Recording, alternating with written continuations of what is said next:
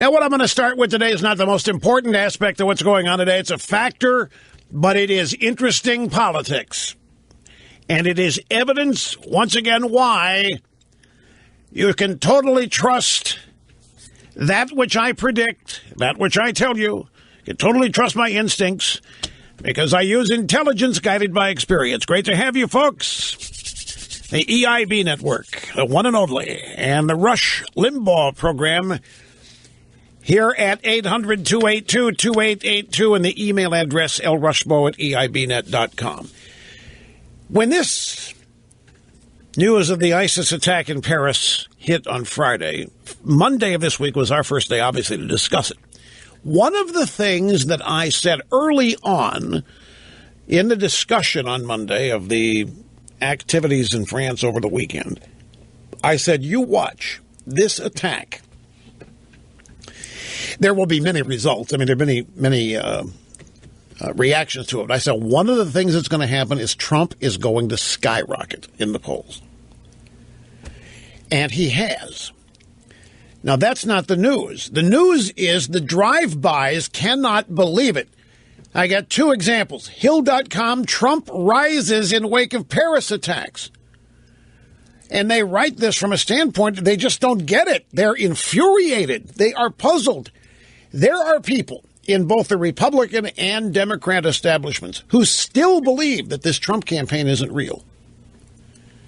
They think that he's going to quit at some point, that at some point he's going to have gotten his jollies, he's going to have proved his point, whatever it is, and something's going to happen that he's just going to wave goodbye and say he's on to something else. I think that there is a sizable contingent, and particularly in the Republican Party, that actually believes it's going to happen. I think the state of denial is still pretty high, not so much about Carson, but about Trump.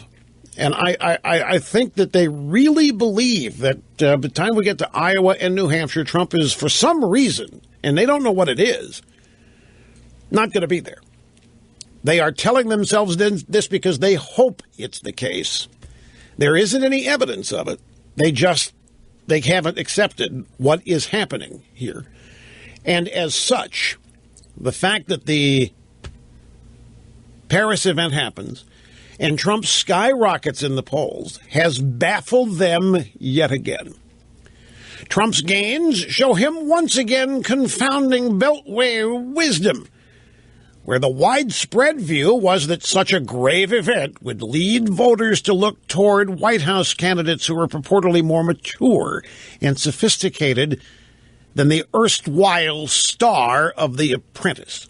That's how the Hill leads their story. That is a perfect case of projection. The Hill put their own opinion in your voice.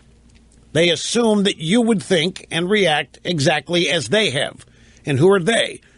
They are the drive-by media inside the Beltway Washington establishment. Trump's gains show him once again confounding Beltway wisdom, i.e. us, where the widespread view was that such a grave event would lead voters to look toward candidates more mature and sophisticated.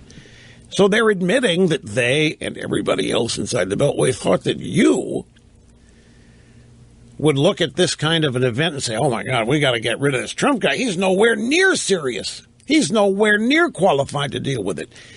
When the truth is, a majority of people in the polling sample think Trump's the only guy willing to deal with it. That's the size of the disconnect here. Now, as I say, this is not the most important aspect of this at all, but it is a teachable moment because it illustrates just how out of touch the mainstream media and the Washington establishment are in terms of you and the American public and what you think and how you think. They're clueless. They also have this tendency to foist and project their opinion on you. They think Trump's not up to snuff. They think this is going to show that Trump's not qualified. They've always thought that. And they think at some point something like this is going to come along and convince you because, see, they get it and you don't.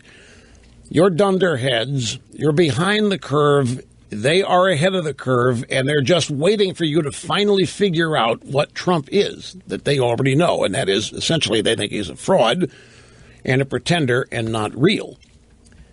Meanwhile, the New York Times and the rest of the drive-bys have actually published articles claiming the ISIS attacks should help Hillary's campaign.